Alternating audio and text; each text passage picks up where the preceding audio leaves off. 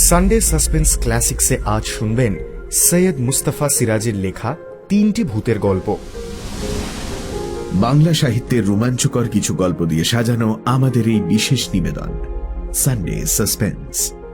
সৈয়দ মুস্তাফা সিরাজ, জন্ম 14 অক্টোবর 1930 সালে। বাংলা সাহিত্যে, বিশেষ করে কিশোর সাহিত্যে গোয়েন্দা কাহিনীর লেখক হিসেবে ইনি জনপ্রিয়। কর্নেল রহস্য কাহিনী লিখতে শুরু করেন বড়দের জন্য। তারপর আনন্দমেলার সম্পাদক কবি নীরেন্দ্রনাথ চক্রবর্তীর অনুরোধে লেখেন কিশোরদের জন্য কর্নেল কাহিনী। এছাড়া শুকতারা, আনন্দমেলা, পক্ষীরাজ, সন্দেশ ইত্যাদি পত্রপত্রিকায় লিখেছেন অনেক ছোটদের গল্প। বহুদিন আনন্দবাজার পত্রিকার সঙ্গে যুক্ত ছিলেন। বেতারের জন্য অনেক নাটক লিখেছেন একসময়। 4 সেপ্টেম্বর 2012 সালে তার মৃত্যু হয়। সানডে সাসপেন্সে আজ সৈয়দ মুস্তাফা সিরাজের লেখা সামুদ্রিক। গল্পটি আমরা নিয়েছি দেশ পাবলিশিং থেকে প্রকাশিত তারা অশরীরী বইটি থেকে। গল্প পাঠে মীর। শুরু হচ্ছে সামুদ্রিক।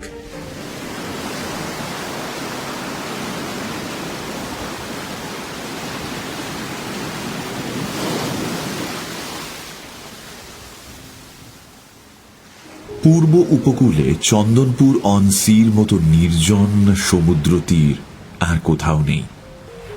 সেবার শরৎকালে সেখানে বেড়াতে গিয়ে এরকম নির্জনতা দেখে প্রথমে খুব অবাক লেগেছিল, কিন্তু ক্রমশ ব্যাপারটা বুঝতে পারছিলাম। প্রথমত, এখানে সমুদ্রের চেহারায় আদিম ধরনের রাগী ভাব এবং অসংখ্য ডুবো পাথরে ভর্তি, তাই স্নান করা প্রায় অসম্ভব। যে সমুদ্রে স্নান করা যায় না সেখানে ভ্রমণ বিলাসীরা যেতে চায় না। দ্বিতীয়ত, চন্দনপুর অন সিতে কোনো বাজার নেই, হোটেল নেই, ছোট্ট একটা জেলে বসতি, আর এখানে ওখানে কয়েকটা বড় লোকের বাড়ি, এবং সেই বড় লোকেরা কদাচিৎ মোটর গাড়ি চেপে নেহাত ফুর্তি লুটতেই আসেন। সঙ্গে থাকেন এক দঙ্গল ইয়ার বন্ধু। আদিম ধরনের এই ছোট্ট জনপদে সেই সময়টাই যা কিছু হই হল্লা। তারপর আবার সেই স্তব্ধতা, সেই নির্জনতা। ধু ধু বালিয়াড়িতে সমুদ্রের শ্বাস প্রশ্বাস প্রতিধ্বনিত হতে থাকে দিন রাত সারাক্ষণ। প্রথম দর্শনেই টের পেয়েছিলাম এ সমুদ্র কারুর নয়, তার নিজের। এ সমুদ্রকে বুঝি ভয় পাওয়া সহজ, ভালোবাসা সহজ নয়। বালির বিচে যত কালো কালো পাথর ছড়ানো, তত সমুদ্রের বুকে হঠাৎ দেখে মনে হয় যেন কেমন করে ফিরে গেছি প্রাক ইতিহাসের কোনো এক শরৎকালে, আর পেছনের অরণ্য থেকে হাজার হাজার ম্যামথ এসে স্নান করতে নেমেছে সমুদ্রে। ভুল হয় যেন তারাই বিকট গর্জন করছে স্নানের আনন্দে, যেন তারাই ঘন নীল জলকে আলোড়িত করছে, ছড়িয়ে দিচ্ছে, ডুবছে, ভাসছে। আদিম ধরনের এ বুঝি এক খেলা। এই নির্জন সমুদ্র তীরে আমি যার অতিথি, তার নাম ডক্টর প্রভুদয়াল পানিগ্রাহী। ডক্টর পানিগ্রাহীর সঙ্গে আমার আলাপ হয়েছিল কলকাতায় একটি সেমিনারে।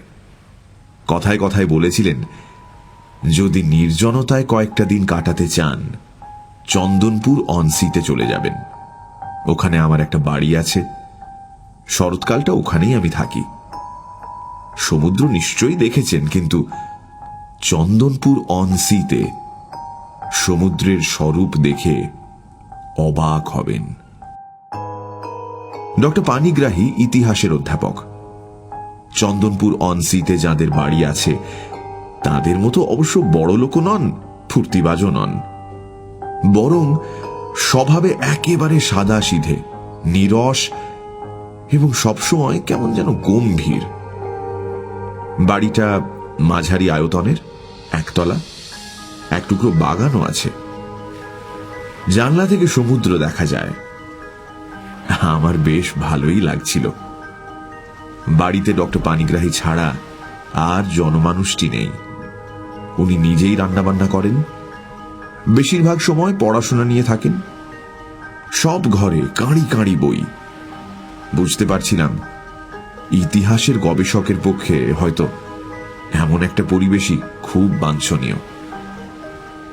কিন্তু সমুদ্রের স্বরূপ কতটা দেখতে পেলাম জানি না। একটা দিনেই আমি হাঁপিয়ে উঠেছিলাম। পরের দিনটা কাটিয়ে কেটে পড়ব ভাবছিলাম। নির্জনতা আমার ভালো লাগে, কিন্তু যেন বড় বেশি রকমের নির্জনতা। তাছাড়া আগেই বলেছি, এই সমুদ্রকে ভয় পাওয়া যতটা সহজ, ভালোবাসা ততটা সহজ নয়। অবশ্য ভয় পাওয়ার মধ্যেও একটা আনন্দ থাকে। কিন্তু এখানে সমুদ্র শুধুই ভয়ের, শুধু চোখ রাঙানো এক ভয়ঙ্করের আদিম রূপ। পরদিন বিকেলে সেই আদিম ভয়ঙ্করের দিকে তাকিয়ে আছি। হঠাৎ এমন একটা ঘটনা ঘটল যে প্রায় তখনই সমুদ্রের সেই ভয়ঙ্কর রূপ মুছে গিয়ে জেগে উঠল বিপরীত এক রূপ। স্নেহপ্রবণ পিতামহের মুখে সুন্দর হাসির মতো। মুহূর্তে আমার মনে হলো, তাহলে আমারই দেখার ভুল। এই সমুদ্রকে ভালোবাসা যায়, তাকে আপন করা যায়। ডান দিকে উঁচু বালিয়াড়ির ওপর থেকে ফ্রক পরা এক বালিকা দৌড়ে নেমে আসছিল। তার সঙ্গে একটা ছোট্ট সাদা কুকুর তার মতো করে নামতে গিয়ে গড়িয়ে পড়ল। বালিকা খিলখিল করে হেসে তাকে বুকে টেনে নিল। তারপর একটুখানি দৌড়ে এসে কুকুরটাকে নামিয়ে দিল বিচে এবং স্কিপিং করতে লাগলো। কুকুরটা এগিয়ে গেল সমুদ্রের কাছে। যেই একটা ঢেউ এসেছে, সে সঙ্গে সঙ্গে পিছিয়ে এলো। সাদা ফেনার স্তর তার পায়ের কাছে আসতেই সে মুখ নামিয়ে শুঁকল। মেয়েটি স্কিপিং করতে করতে আবার খিলখিল করে হেসে উঠল। বিকেলে গোলাপি রোদ্দুরে নির্জন বিচে দুটি প্রাণীর আপন মনে ওই খেলা দেখতে দেখতে প্রকৃতি আমার কাছে ততক্ষণে অর্থপূর্ণ হয়ে উঠেছিল।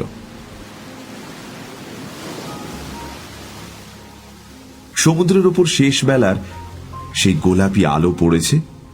সমুদ্রকে আমার তখন আর ভয়ঙ্কর লাগছে না। এক সুন্দর মিষ্টি বাচ্চা মেয়ে আর তার ছোট্ট সঙ্গীটি এসেই কি সমুদ্রকে বদলে দিয়েছে। আমি মুগ্ধ দৃষ্টিতে ওদের খেলা দেখছিলাম। ওরা আমাকে গ্রাহ্য করছিল না। মেয়েটি স্কিপিং করতে করতে আমার কাছাকাছি চলে আসছিল। কুকুরটাও তাকে অনুসরণ করছিল। ভাবছিলাম কুকুরটাকে একটু আদর করব।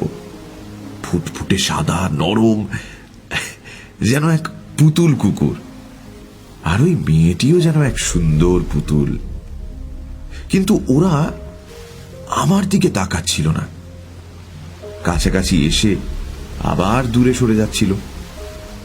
কিন্তু এক মুহূর্তের জন্য ওরা থামছিল না। ওরা কি ক্লান্ত হচ্ছে না? আমি আর চুপ করে থাকতে পারলাম না। বললাম, খুব হয়েছে, এবার একটু থামো তো দেখি। এই আমার কাছে এসো, গল্প করি। নাম কি তোমার?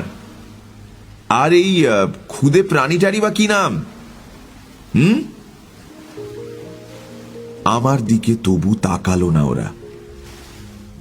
তখন হাসতে হাসতে আমি এগিয়ে গেলাম ওদের দিকে। তখন ওরা বিচের ওপর দৌড়তে শুরু করলো। এও কি একটা খেলা ওদের কাছে? নাকি ওরা ভয় পাচ্ছে আমাকে? চেঁচিয়ে বললাম, ভয় করো না, আরে আমাকে ভয় পাওয়ার কিচ্ছু নেই, এই দেখো। কিন্তু ওরা আমার কথা কানে নিল না। আমি থমকে দাঁড়ালাম। দেখলাম দুটিতে তখনও দৌড়চ্ছে। কত দূরে গিয়ে ওরা থামল। তারপর সেখানে আগের মতো মেয়েটি স্কিপিং শুরু করলো। কুকুরটাও তাকে ঘিরে ছুটোছুটি করতে থাকলো। আবছা ধূসর একটা পটের গায়ে দুটি ছোট্ট প্রাণী ক্রমশ মিলিয়ে গেল দেখতে দেখতে।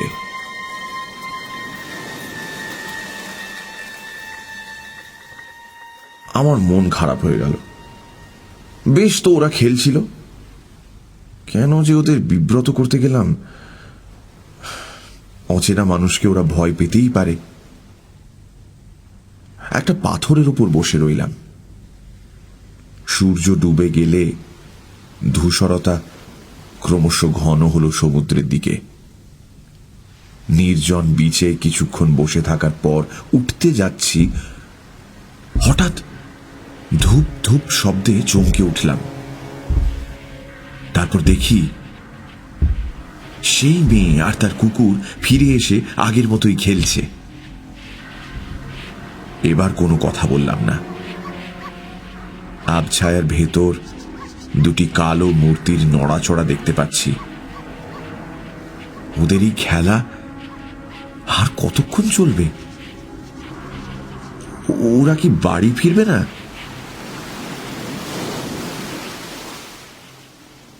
একটু পরে সমুদ্রের শিয়রে এক টুকরো চাঁদ উঠে এলো।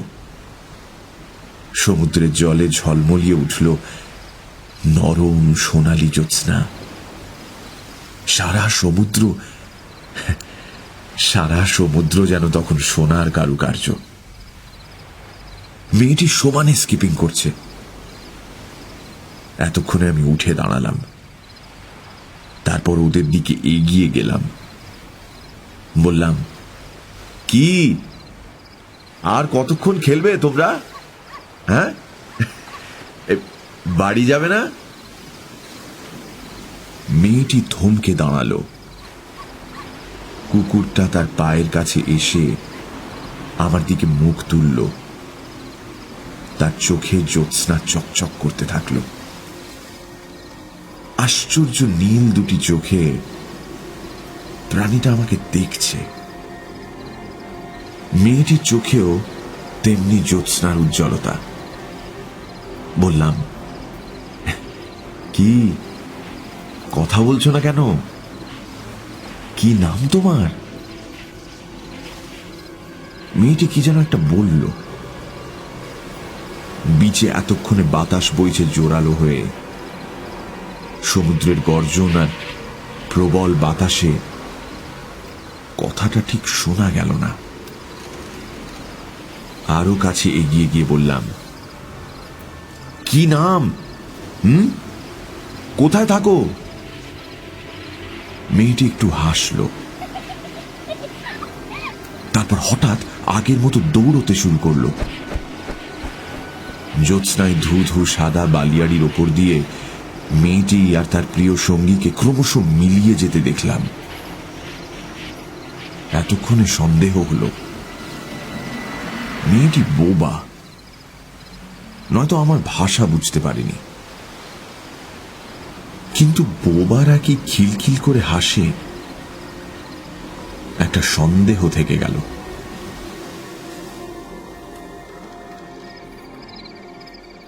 ফিরে গিয়ে দেখি ডক্টর পানিগ্রাহী চুপচাপ বারান্দায় বসে আছেন। বললেন, বেড়ানো হলো? কেমন লাগলো চন্দনপুর অনসি? আমি বললাম, অপূর্ব। ডক্টর পানিগ্রাহী একটু হেসে বললেন, এখানে সমুদ্র সব সময় মানুষকে কিছু ছবি উপহার দিতে চায়। তা আপনি কি ছবি পেলেন শুনি? বললাম, এক মেয়ে আর তার খেলার সাথী ছোট্ট সাদা কুকুর। বড় সুন্দর ছবি। ডক্টর পানিগ্রাহী আমার দিকে নিষ্পলক চোখে এক মুহূর্ত তাকিয়ে থাকার পর হঠাৎ উঠে দাঁড়ালেন। বললেন, বসুন, একটু কফি তৈরি করি।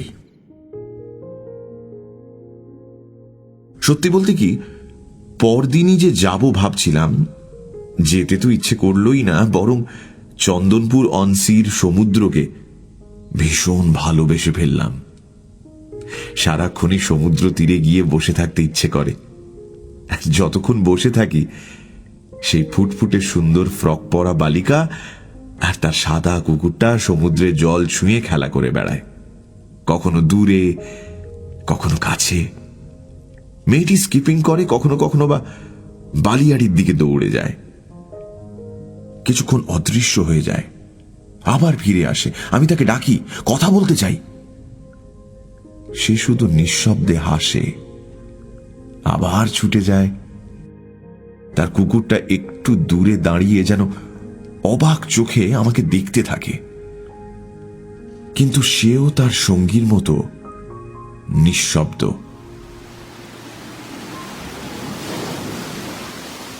একদিন বিচের সেই পাথরটাতে বসে বিকেলের সামুদ্রিক পটে সুন্দর দুটি প্রাণীর আপন মনে খেলা দেখছিলাম। সন্ধে হয়ে গেলে সমুদ্র থেকে বিশাল লাল গোলার মতো চাঁদ লাফ দিয়ে আকাশে উঠল। কিছুক্ষণ পরে সেই চাঁদের রং বদলে সোনালি হয়ে গেল। ঝলমলে জ্যোৎস্নায় দুটি চঞ্চল মূর্তি তখনও ক্লান্তিবিহীন খেলায় মেতে আছে। হঠাৎ টের পেলাম সমুদ্র আমার পায়ের কাছে এসে পড়েছে। পাথরে একটা প্রকাণ্ড ঢেউ এসে প্রচন্ড শব্দে ভেঙে পড়ল। আমি ভিজে গেলাম একেবারে। তারপরই কানে এলো সমুদ্রের অস্বাভাবিক গর্জন। বাতাসও হঠাৎ বেড়ে গেল, ঝড় বইতে শুরু করল। সমুদ্রের দিকে আতঙ্কে তাকিয়ে দেখলাম বিশাল উঁচু হয়ে বিকট গর্জন করতে করতে ছুটে আসছে যেন এক দীর্ঘ কালো পাহাড়, আর তার মাথায় ভয়ঙ্কর সাদা ফেনা। আমি বিচ থেকে দৌড়ে গিয়ে উঁচু বালিয়াড়িতে উঠলাম। সঙ্গে সঙ্গে মাথায় এলো, আজ বুঝি ভরা কোটাল। পূর্ণিমার রাতে সমুদ্র এমনি করে উত্তাল হয়ে ওঠে। আর অমনি মনে পড়ে গেল সেই মেয়ে আর তার কুকুরের কথা। সর্বনাশ, কোথায় গেল ওরা? বালিয়াড়ির বুকে এসে মুহুর্মুহু আছড়ে পড়ছে উন্মত্ত নোনা জল, সারা বীচ তলিয়ে গেছে। ওরা কোথায়? আমি ভীষণ ভয় পেয়ে ডক্টর পানিগ্রাহীর বাড়ির দিকে ছুটে চললাম।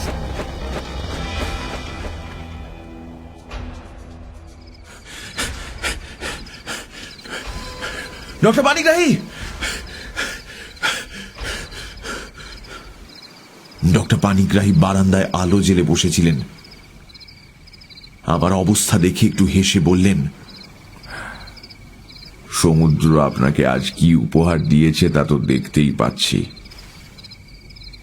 যান, জামা কাপড় বদলে আসুন। দম আটকানো গলায় বললাম, ডক্টর পানিগ্রাহী, সেই মেয়েটি আর তার কুকুর হয়তো। আমার কথা কেড়ে ডক্টর পানিগ্রাহী বললেন, ওই দেখুন, ওরা এখনো খেলছে।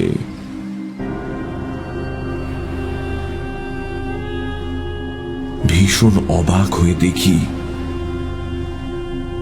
আজ টেবিলে একটা ফ্রেমে আটকানো ছবি রেখেছেন ডক্টর পানিগ্রাহী। আর সেই ছবিতে সেই মেয়ে আর তার সেই সাদা ছোট্ট কুকুর খেলার ভঙ্গিতে স্থির হয়ে আছে। বললাম, এ কি? ডক্টর পানিগ্রাহী বললেন, আমার মেয়ে পিঙ্কি আর তার প্রিয় সাথী জুলি। গত বছর ওদের দুজনকে সমুদ্র নিয়ে গেছে। হয়তো ছবি আঁকবে বলেই।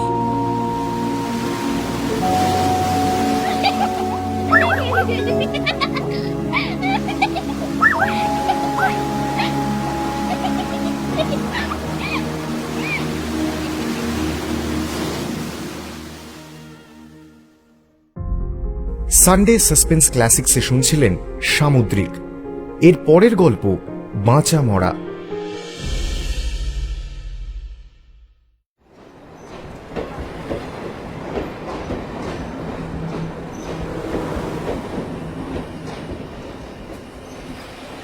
অনেক বছর পরে গ্রামে যাচ্ছি।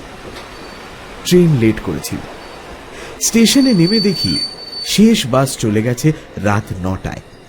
এখন বাজে প্রায় 10টা। গ্রাম 6 মাইল দূরে। কি করব ভেবে পেলুম না। কয়েকটা সাইকেল রিক্সা দাঁড়িয়েছিল, তাদের সাদাসাদি করলুম। এত রাতে কেউ অত দূরে যেতে রাজি হল না। তখন হতাশ হয়ে একটা চায়ের দোকানে গেলুম চা খেতে। এমন সময় রোগা হাড়গিলে চেহারার হাফ প্যান্টটা ছেঁড়া গেঞ্জি পরা লোক এসে হঠাৎ বলল, স্যার কি রিক্সা খুঁজছিলেন? কোথায় যাবেন? হ্যাঁ যাব দোমোহানি। আসুন তবে নিয়ে যাই। চণ্ডীতলা একজন প্যাসেঞ্জার পেয়েছি, পথে আপনাকে নামিয়ে দিয়ে যাব। ওই দেখুন আমার রিক্সা। আনন্দে লাফিয়ে উঠলুম। ঘাড় ঘুরিয়ে দেখলুম একটু তফাতে গাছতলা একটা রিক্সা দাঁড়িয়ে আছে। তাতে একজন লোক গুটিসুটি বসে আছে। গাছের পাতার ফাঁকে কুচি কুচি আলো পড়ছে মাছের আঁশের মতো। পাঞ্জাবি ধুতি পরা লোকটাকে প্রৌঢ় বলেই মনে হল। কোলে একটা ব্যাগও আছে। চুপচাপ বসে আছে। শিগগির চা খেয়ে আসুন। বলে রিক্সাওয়ালা চলে গেল। ভাড়ার কথা তোলার ইচ্ছে হল না। যা চায় দেব, এমন বিশ্রী অবস্থায় কখনো পড়িনি। আর স্টেশনটা এমন অখাদ্য জায়গায়, বাজার বা বসতি মাইল টাক দূরে। সেখানে গিয়েও যে রাতের আশ্রয় পাবো ভরসা নেই। চাওলা আমার মুখের দিকে তাকিয়েছিল। এতক্ষণে বলল, স্যার, ওইদের রিক্সায় যাবেন না স্যার, বরং ওই সিংহবাহিনীর মন্দিরে যান, ধর্মশালা আছে। আমি জানি হিন্দু মন্দিরে অথবা ধর্মশালায় আমায় থাকতে হলে জাত ভাঁড়িয়ে থাকতে হবে। সে মিথ্যাচারিতা সম্ভব নয়। তাই বললুম, থাক, কিন্তু ওর রিক্সায় গেলে ক্ষতি কি বলুন তো? চাওলা চাপা গলায় বলল, আপনি নতুন লোক বলেই বলছি, ওহিদ রিক্সায় মরা বয়। মরা বয়? ও, আমি ভাবলুম বুঝি চোর ডাকাত। না না, লোক খুব ভালো, তবে দোষের মধ্যে বেটা রিক্সায় মরা বয়, তাই চেনা কেউ রিক্সায় চাপে না। রাত বিরেতে মরা বয় রিক্সায় চাপতে নেই। আমি একবার ভারী বিপদে পড়েছিলাম জানেন। আসছিলুম মেয়ের শ্বশুর বাড়ি সেই হরকেষ্টপুর থেকে। বেয়ানের সঙ্গে একটুখানি কথা কাটাকাটি হয়েছিল, তাই ওহিদ রিক্সাওয়ালা এসে তাড়া লাগালো। আসুন স্যার, রাত বেড়ে যাচ্ছে। তখনই উঠে পড়লাম। চাওলা খুব জমিয়ে নিশ্চয়ই ভূতের গল্প বলতে চাইছিল। বাধা পেয়ে গোমরা মুখে বসে রইল। আমার সঙ্গী ভদ্রলোক চোখ বুজে বসে আছে। মনে হলো ঘুমোচ্ছেন। অনেকের এ অভ্যাস থাকে। তাছাড়া যেচে পড়ে কারো সঙ্গে আলাপ করা স্বভাব আমার নেই। রিক্সা আস্তে সুস্তে চলছে। ওহিদ রিক্সাওয়ালা তেমন শক্ত সমর্থ জোয়ান নয়। তা ওর গঠন দেখেই টের পেয়েছিল। কিছুক্ষণ পরে কৃষ্ণপক্ষের ভাঙা চাঁদ উঠল। হালকা জ্যোৎস্না ছড়ালো পৃথিবীতে। এসব সময় এই নির্জন রাতের পথে স্বভাবত ঘুম ঘুম আচ্ছন্নতা এসে যায়। কিন্তু ইন্দ্রিয় সজাগ রাখা দরকার। না ভূতের ভয় দেখিয়েছে বলে নয়, নেহাত চোর ডাকাতের ভয়ই। ভাবলুম রিক্সাওয়ালার সঙ্গে গল্প করা যায়। তাই বললাম, ওহে, তোমার নাম বুঝি ওহিদ? হ্যাঁ স্যার। তুমি থাকো কোথায়? আগে হরিণ মারা গোপাড়ায়, স্টেশনের ওপারে আমাদের গাঁ। বলে সে আকাশের দিকে মুখ তুলে হাঁ করে দম নিল। তারপর ঘাড় ঘুরিয়ে চাঁদ দেখে ফিরে বলল, বড় গাঁ স্যার, স্কুল, পোস্ট অফিস, থানা, হাসপাতাল সবই আছে। এরপর সে তার গ্রাম সম্পর্কে মোটামুটি একটা ভৌগোলিক, ঐতিহাসিক, রাজনৈতিক এবং অর্থনৈতিক বিবরণ দিতে থাকে। লোকটির প্রতি আমার আকর্ষণ বেড়ে গেল। এই করে প্রায় মাইলটা কাশা গেল। তারপর বেমক্কা হাসতে হাসতে বলে বসলুম, আচ্ছা, শুনলাম তুমি নাকি এই রিক্সায় মরাবো? ওহিদ প্যাডেল থামিয়ে আমার দিকে মুখ ঘুরে ফ্যাঁচ করে অদ্ভুত হেসে বলল, নেতদা বলল বুঝি? নেতদা ভারী দুষ্টু, আমার প্যাসেঞ্জারকে ভাঙচি দেয় খালি। কি আর বলবো বলুন, এক জায়গায় আড্ডা দিই, তাসটা আড্ডা খেলি, বলতে গেলে বন্ধু মানুষ। তা স্যার, ইচ্ছে হলে চলুন আমার গাড়িতে, না ইচ্ছে হলে নেমে যান, ভেবে দেখুন এখনো। সর্বনাশ, বলে কি? ব্যস্তভাবে বললুম, না না, মরাবো, তাতে কি হয়েছে? ওহিদ প্যাডেলে আস্তে চাপ দিয়ে বলল, স্টেশনের পেছনেই মা গঙ্গা, নানা জায়গার মরা যায় সেখানে। আমি মরাবই, দোষ কি বলুন? 3 গুণ ভাড়া পাই, বইব না কেন? জ্যান্ত প্যাসেঞ্জার কি আমায় সঙ্গে নিয়ে যাবে? ঠিকই তো, বরং মরা বইলে অনেক পুণ্যি। মরারা তো স্বর্গের পথেই পাড়ি জমায়। আগে থেকে চেনা জানা থাকলে ভালো। নেহাত পাপ করে থাকলে তাদেরও কেউ কেউ স্বর্গে ঢুকতে পায় না, নরকে বেঁধে নিয়ে যায়। ওহিদ আমার কথায় খুশি হলো। তাহলেই দেখুন। তবে আসল কথা কি জানেন স্যার, মরা বয়া সহজ কাজ নয়, সবাই এটা পারে না। স্টেশনের যত রিক্সোলা আছে, কারুর কি এ সাধ্য হতো? হ্যাঁ, পারলে তো সবাই বইতো, 3 গুণ বেশি পয়সা পেত। কিন্তু মুরোদে কুলোয় না বলেই হিংসে করে আমায়। তাই বুঝি? আগে হ্যাঁ, মরা প্যাসেঞ্জার নিয়ে রিক্সোর প্যাডেল ঘোরানো সহজ নয়। শালারা কি ভেতরে ভেতরে চেষ্টা করেনি কেউ? সব জানি বাবা, পারেইনি। একবার গোবর্ধন রেতের বেলায় চুপি চুপি মরা চাপিয়েছিল, পরদিন সকালে দেখি রিক্সো নয়নাজুলির জলে উল্টে পড়ে আছে মরা শুদ্ধ। সে কেলেঙ্কারি। গোবর্ধনের কি হলো? গোবর্ধন বেগতিক বুঝে রিক্সোর সিট থেকে লাফ দিয়ে পালিয়েছিল, তাই রক্ষে। তো সেই থেকে সে মরা দেখলে সরে যায় তপাতে। তা ওহে ওহিদ, তুমি কিসের জন্য মরা বইতে পারো বলো তো শুনি? ওহিদ হঠাৎ গম্ভীর হয়ে গেল। একটু পরে বলল, আমি নিজেই একজন মরা। তার মানে? মরা বই কি, কারণ আমাকে একবার জান ঘরে দিয়ে দিয়েছিল। জান ঘর? সে আবার কি? বলতে গেলে সে বড্ড দুঃখের কথা স্যার। আমার পেটে শুলের ব্যায়াম হয়েছিল, সদর হাসপাতালে ভর্তি হলুম। দেখে থাকবে, হাসপাতালের এক ধারে একটা আলাদা ঘর থাকে। রুগী মারা যাবে টের পেলে কিংবা মারা গেলে সেই ঘরে রেখে আসে, তাকে বলে জান ঘর। তো আমাকে সেই জান ঘরে রেখে এসেছিল ডাক্তারবাবু। বলো কি? তারপর? ডাক্তারবাবু আমার নাড়ি খুঁজে পাইনি, খাবি খেতে খেতে মারা পড়েছিল। সর্বনাশ! আগে খোদার কসম। তো রোজ সকালে বউ খোঁজ নিতে যায় আর আমায় গালমন্দ করে আসে। এইভাবে হাসপাতালে পড়ে থাকলে সংসারী লোকে চলে? ছেলে পুলে উপোস করে মরছে যে। বউ ভারী চটে গিয়েছিল, রোজ এসে বলতো মিনসে সব চালাকি, রিক্সো টানতে আলস্যি। তাই হাসপাতালে এসে মিচি পড়ে আছে, টাইমে টাইমে দিব্যি পেট পুড়ে খেতে পাচ্ছে। বউ রোজ গিয়ে গালাগালি করতো, আমায় জান ঘরে দেওয়া শুনে বউ আরো চটে গেল।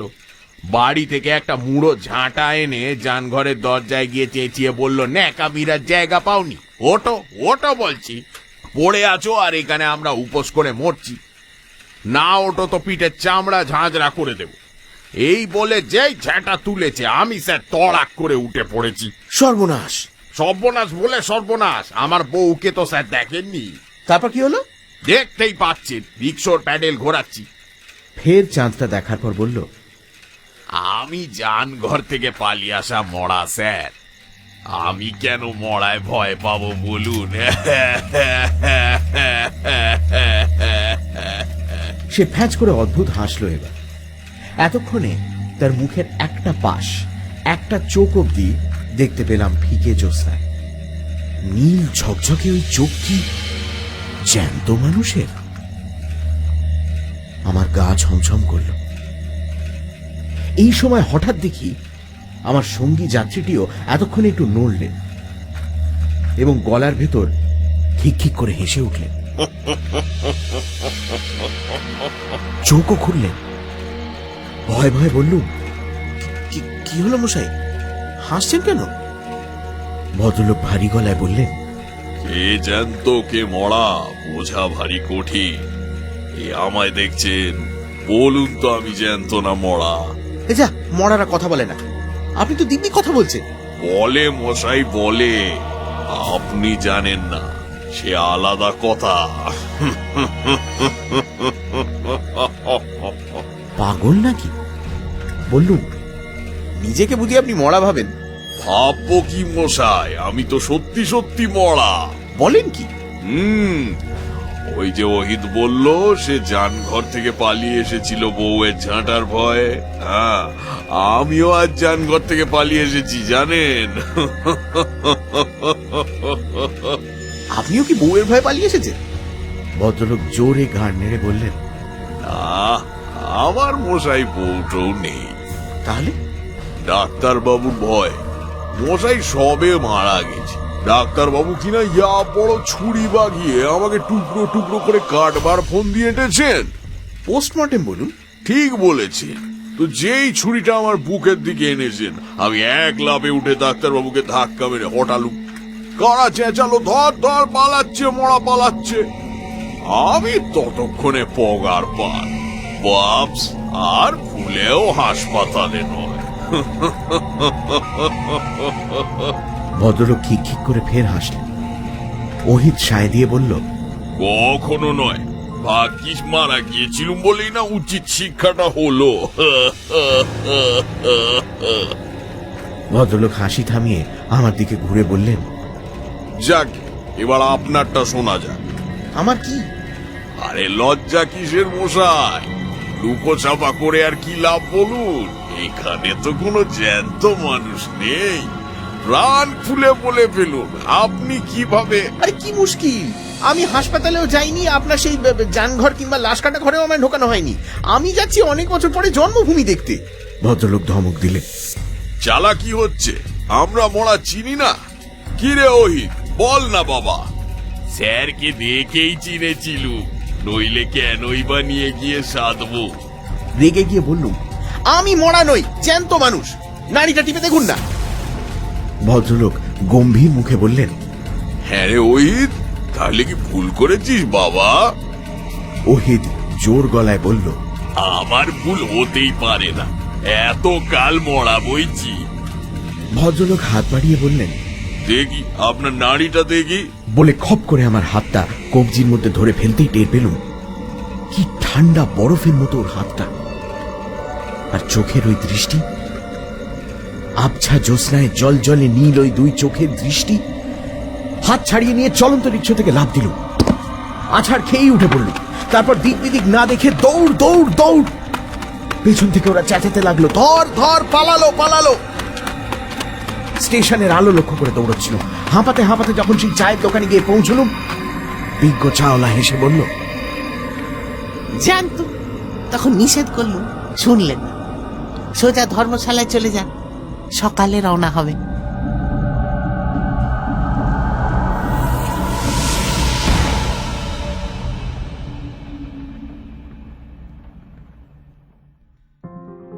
সানডে সাসপেন্স ক্লাসিক্সে শুনছিলেন বাঁচা মরা। এর পরের গল্প আসল ভূতের গল্প।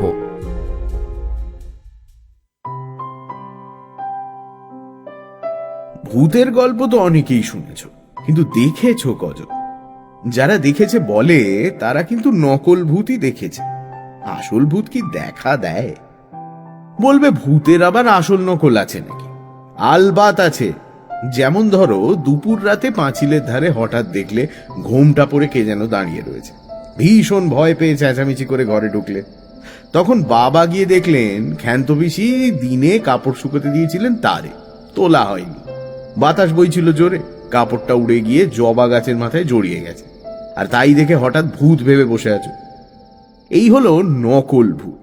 নকল ভূত আমিও কি কম দেখেছি, কিন্তু সে গল্প শুনে লাভ নেই, আমার বোকামি ধরা পড়বে, তোমরাও হেসে খুন হবে। নিজের বোকামির কথা কি কেউ বলতে চায়? আমি একবার একটা আসল ভূত দেখেছিলাম, একেবারে নির্ভেজাল আদি অকৃত্রিম ভূত।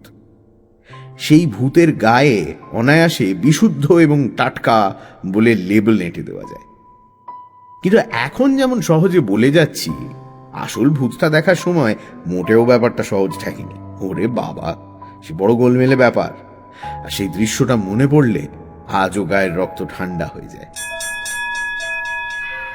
তখন আমার বয়স মোটে 12 বছর। আমি পড়ি ক্লাস 8-এ। আমাদের স্কুলটা ছিল দুটো গাঁয়ের মধ্যিখানের মাঠে, একেবারে নিরিবিলি জায়গায়। চারপাশে বড় বড় গাছ আর ঝোপঝাড়, পেছনে পুকুর পাড়ে কলকে ফুলের জঙ্গল ছিল। তার মাঝখানে ছিল মুক্ত কেশির মন্দির, ভাঙা চোরা কতকালের পুরনো মন্দির। সাপের ভয়ে ওদিকটায় ছেলেরা খুব কমই যেত। আমার এক সহপাঠী ছিল, তার নাম পোদো।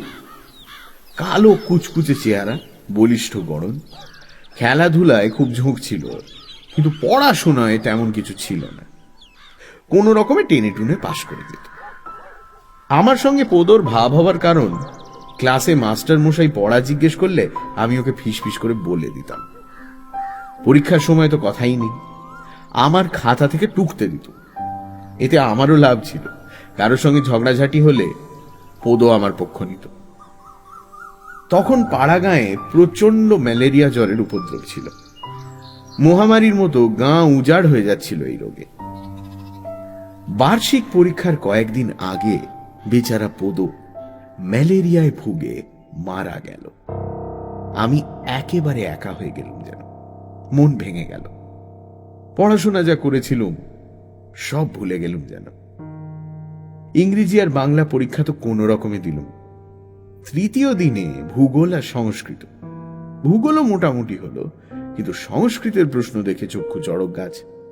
একে তো পণ্ডিত মশাইয়ের ক্লাসে বরাবর ফাঁকি দিয়েছি, তার ওপর ওই দেব ভাষায় ব্যাকরণ ব্যাপারটা আমার কাছে প্রকাণ্ড হেয়ালি ঠেকেছে বরাবর।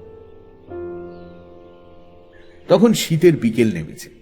স্কুলের পেছনের গাছপালার ঘন ছায়ায় ঘরের ভেতরটা আবছা হয়ে এসেছে। তখন তো গায়ে বিদ্যুৎ ছিল না।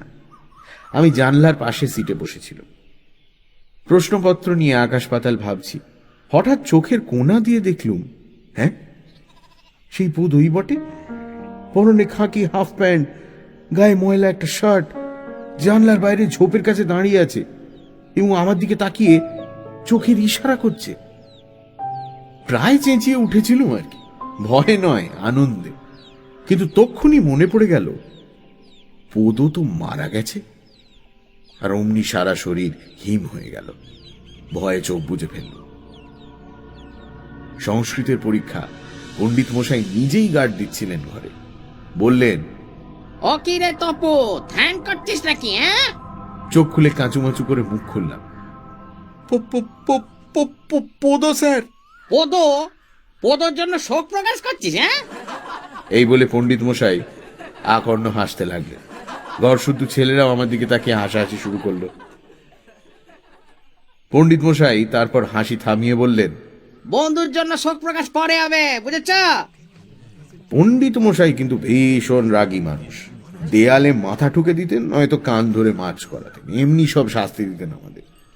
তাই আর ওকে কিছু বলতে সাহস হল না। লেখার ভান করল, কিন্তু মনে অস্বস্তি। আবার একটু পরে চোখের কোণা দিয়ে জানলার বাইরে তাকালুম। কি আশ্চর্য, পোদোই তো ঝোপের মধ্যে দাঁড়িয়ে আছে এবং চোখ টিপে আমাকে ইশারা করছে। এবার স্পষ্ট দেখলুম তার হাতে একটা কাগজ। কাগজের দিকে ইশারা করেছে, কিছু বলতে চাইছে যেন। কাঁপতে কাঁপতে বললুম, পোদো স্যার। পণ্ডিত মশাই এবার সোজা আমার কাছে এসে বাজ পড়ার মতো আওয়াজ দিলেন, রসিকতা হচ্ছে, রসিকতা পাষণ্ড। তখন গলা শুকিয়ে গেছে, বোবায় ধরেছে যেন। অতি কষ্টে বললুম, জল স্যার। ক্লাসে ছাত্রদের জল খাওয়ানোর কোনো ব্যবস্থা ছিল না।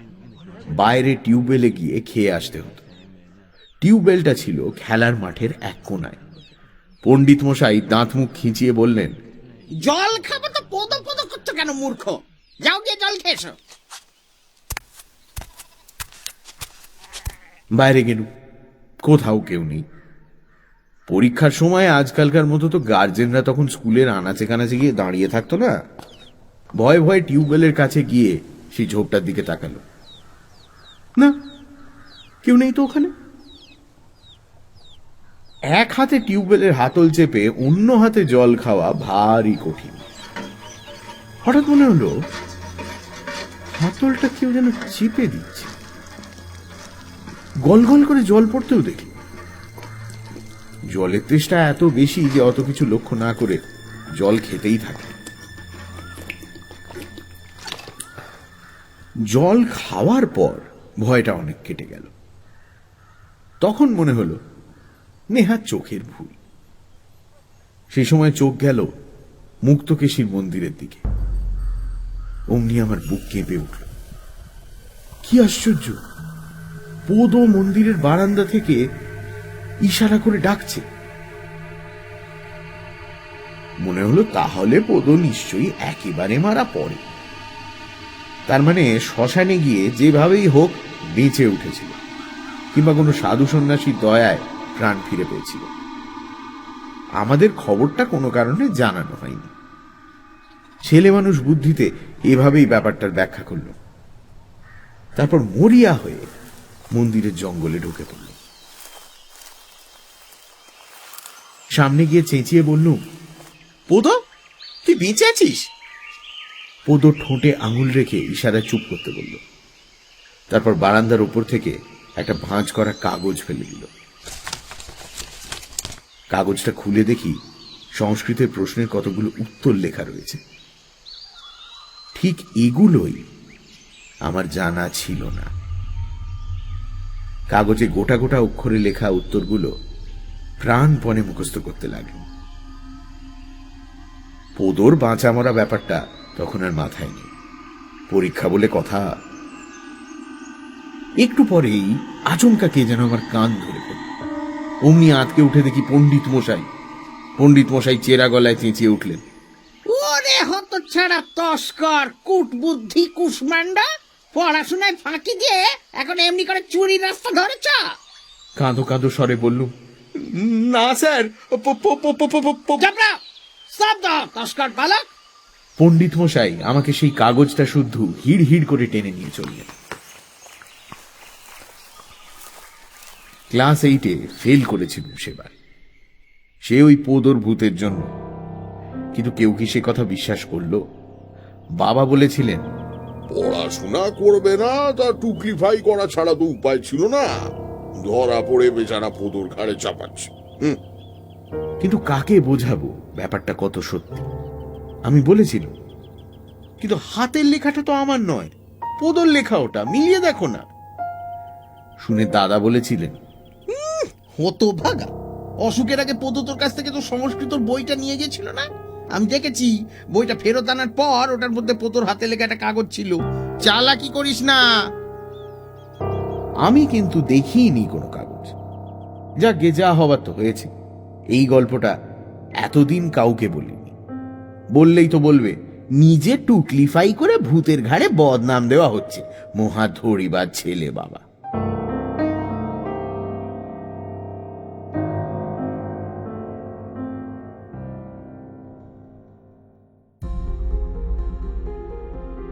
সানডে সাসপেন্স ক্লাসিক্সে শুনলেন সৈয়দ মুস্তফা সিরাজের লেখা 3টি ভূতের গল্প, সামুদ্রিক, বাঁচা মরা এবং আসল ভূতের গল্প। গল্প পাঠে মীর এবং দীপ। গল্পের সূত্রধার দীপ এবং অগ্নি। শব্দগ্রহণ রিচার্ড। আবহ সঙ্গীত ও স্পেশাল এফেক্টস সত্যজিৎ সেন।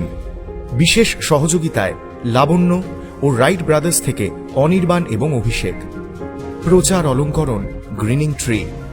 সমগ্র পরিকল্পনা ও পরিচালনায় ইন্দ্রাণী।